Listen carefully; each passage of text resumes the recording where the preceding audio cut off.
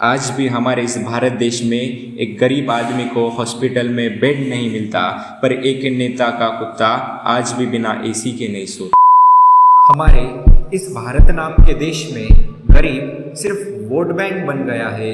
Election आता है तो नेता गरीब के घर चाय पीने जाता है, पर इलेक्शन खत्म होते ही गरीब वहीं सड़क पर रह जाता है। लेकिन जिस नेता को वोट दिया वो नेता इनको भूल जाता है। क्यों? जब वोट चाहिए होता है तब हमारी झोपड़ी याद आती है, पर जब हमारी समस्या छुपानी होती है तब कोई फ्लाईओवर बनाया जाता है या कोई महामार्ग दिखाया जाता है। क्या हमारे देश में यही विकास है? एक माँ अगर राशन के लिए लाइन में खड़ी है और उसका बच्चा भूखा सो रहा होता है और उसी वक्त एक नेता हेलीकॉप्टर से रैली कर रहा होता है और पैसे उड़ा रहा होता है, क्या हमारे देश में गरीबों को न्याय मिलने वाला नहीं है? गरीब आदमी को हॉस्पिटल में बेड नहीं मिलता, पर एक नेता का कुत्ता आज भी बिना एसी के नहीं सोता। क्या यही हमारा देश है?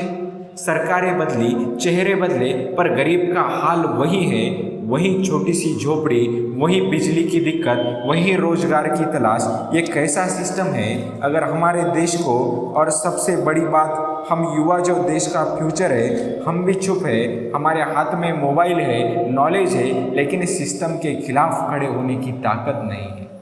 कब तक सोएंगे? कब तक सिर्फ स्टेटस शेयर करेंगे? गरीब का बच्चा पढ़ाई छोड़ता है क्योंकि पैसा नहीं है, लेकिन नेताओं के बच्चे बाहर देश जाते हैं हमारे टैक्स के पैसे से। गरीब की बेटी गरीब में जलती और नेता की बेटी मीडिया पे चलती है। अब बस ये सवाल है, ये वक्त है सिस्टम को पूछने का।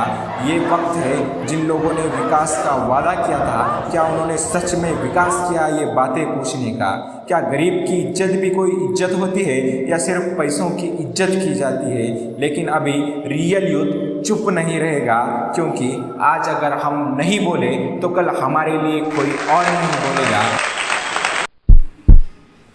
अगर ये सब देख कर भी आपके दिल में इस न्याय व्यवस्था के खिलाफ गुस्सा ना आए, तो क्या आप एक भारतीय हो सकते हो? अगर आप लोगों को लगता है कि आप एक भारतीय हो, तो इस बिगड़ेले न्याय व्यवस्था के खिलाफ उठने वाली हर एक आवाज़ का समर्थन करना यही आपके भारतीय होने की निशानी है। और हमारी इस छोटी सी क्रांति की शुरुआत में, इस क्रांति की मुहिम में अगर आप अपना साथ देना चाहते हो, क्योंकि ये आवाज़ सिर्फ मेरी नहीं है, ये आवाज़ आपकी है। ये आवाज़ इस भारत देश के उन तमाम नागरिकों की है जो इस अर्थव्यवस्था के सामने, इस बिगड़ेले न्याय व्यवस्था के सामने लड़ाई लड़ना चाहते हैं, क्योंकि ये आवाज़ the real youth of India की है।